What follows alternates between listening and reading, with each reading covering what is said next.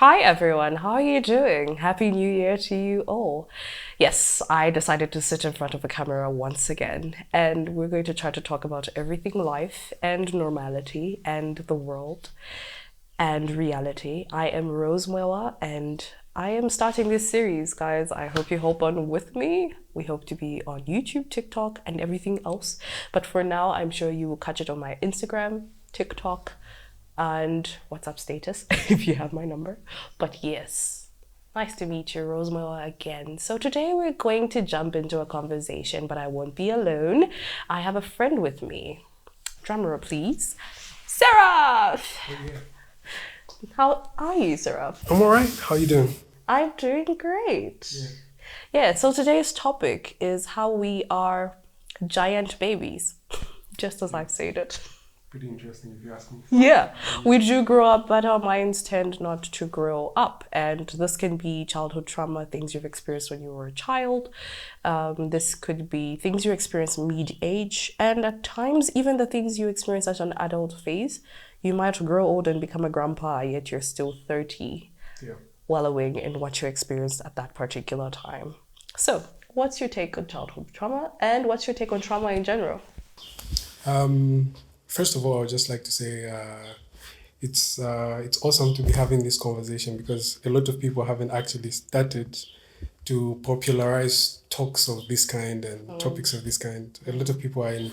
If you look at a lot of podcasts that are being done right now in our country, most of them are inward-looking, financial stuff and all those things. So my overall take on childhood trauma is I feel like maybe it kind of boils into the inability to outgrow like some of the problems we had growing up, or some sort of like depression that we had when we were kids, or the way that the overall parenting that we experienced was somewhat like demeaning to some level. You know, actually, when we talk about parenting and such topics, half of the time I think about it, there's moments I realize that our parents are still children in a way. They also didn't get to heal from certain things.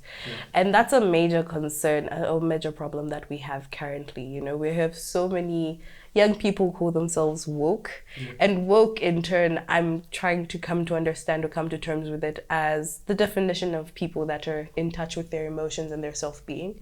And I feel like if you identify yourself as woke, then you should have a lot of grace for people like your parents, because at the end of the day, you realize that they were probably parented by someone that had trauma, and then that trauma was passed on to the other person. So it's not really like they got their specific trauma and was passed on, but then they were experiencing something, and then in turn it changed how they parented their children, and then they thought that's the right way to parent, and then maybe they were like, okay, but mom and dad were a bit extreme here, maybe I'll change it a bit like this, but still it doesn't change the fact that they haven't unlearned and healed from certain parts. I think the downside is we are social animals, so there's this endless trail of like causation and habits that we adopt because of how we are socialized when growing up. So I feel maybe our parents also are victims of the circumstances they found themselves in growing up, and then they just kind of throw that on us. But I have a question for you though.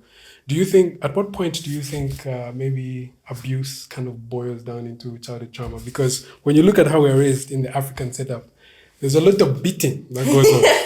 You know what I mean? So it's almost as if our parents are working from a logic of we can beat you into rationality or uprightness. But so how do you feel maybe abuse boils into this whole thing? Fun fact, if you're a parent and you're watching this, screaming at your child, hitting your child, pinching them and things like that, half of the time is versions of abuse. But then there's a borderline in between discipline and abuse. There's a point where it drags itself on. If you're going to, I get it, you have human reactions and ways that you've been taught that you should react when your child does something. But if you're going to go on and whip your child or spunk them, you should still be able to get to a point where after you sit down and have a logical conversation with your child, regardless of age, hey, I'm sorry I had to do that. The reason this happened is because I felt this way about how you behaved. How did my actions make you feel? Those conversations are very important. Now, to answer your question, at what point does this abuse, I don't know if you want a borderline on when it should end, or in our head, when do we stop carrying it, or when does it turn into trauma? No, when does it? Okay, so it turns into trauma instantly when it happens, because trauma is basically your body getting into survival mode and staying there. So it's like something happens and then your brain has got mechanisms to protect you.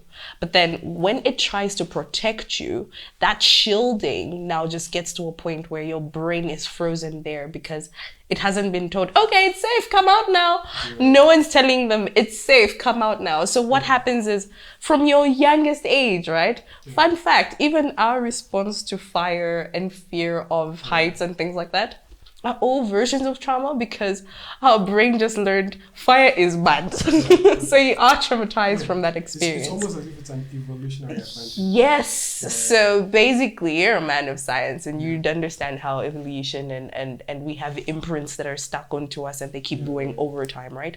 So trauma becomes a negative imprint on our mental health and our mental it's like a door has been opened that you need to close and then say, okay, that's the end of this chapter. We can now safely move forward.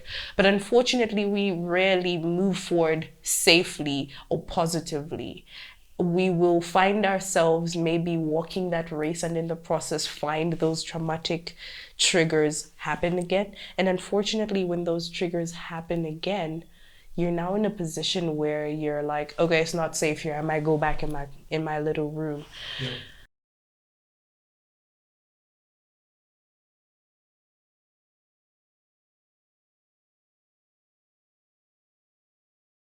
So yes, sir, from there, the biggest part is talking about what are the solutions towards our childhood trauma. As you've mentioned, if you were being flogged where you felt like you're being flogged to death as a child, how are you going to handle that and what is the solution to it? My first tip is therapy. Find yourself a psychologist, find yourself a psychiatrist, and if you're having a hard time locating those, I will post eventually the latest WhatsApp group to our mental health organizations called Rose Norman's Foundation. We deal in mental health. We handle case management and things like that, but we do connect you to great psychologists and psychiatrists. If you are a psychologist and a psychiatrist and you would like to be a part of us, please DM me or send a message or write something in the comments. I'll DM you and we can see how we work together, because how we work is we independently just have a bunch of people that we know we can refer others to. We clear the clutter and send it to your way.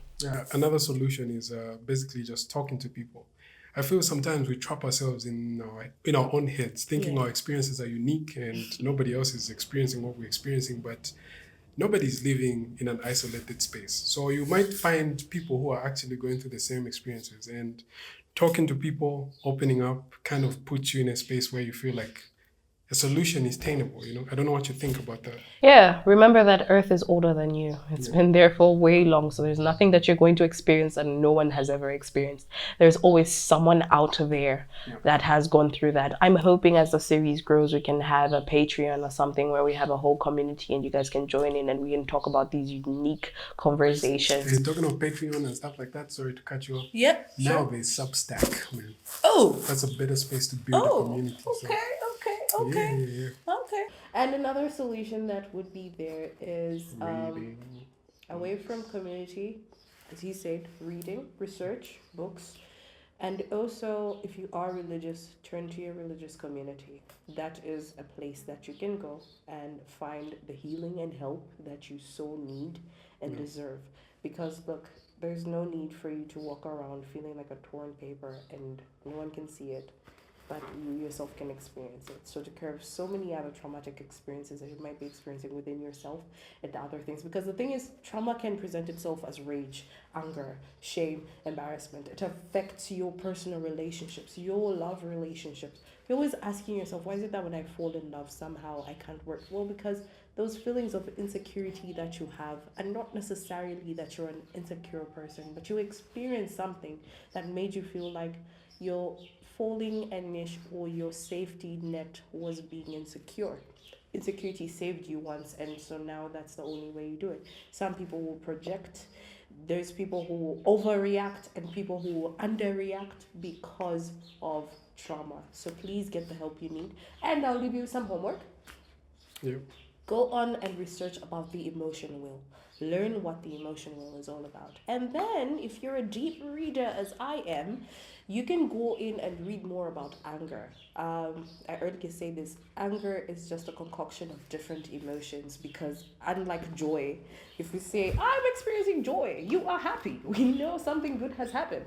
But when anger happens, there's times it's because you felt embarrassed in the moment, you felt guilty, or you felt cornered, or you felt... There's a chain of causation, as he has said it.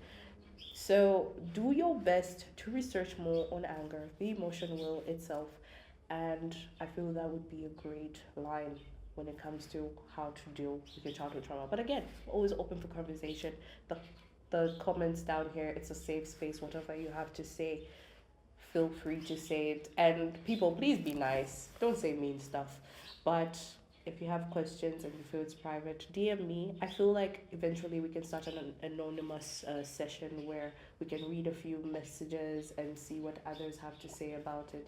And if a therapist or a psychologist feel like they can handle a case that they find in the comments, please feel free to take it up. Yeah. But I will post the Rose Norman's link in the bottom. We'll have the psychologist group and the normal group. And whenever you're ready, just come in. Much love. Yeah.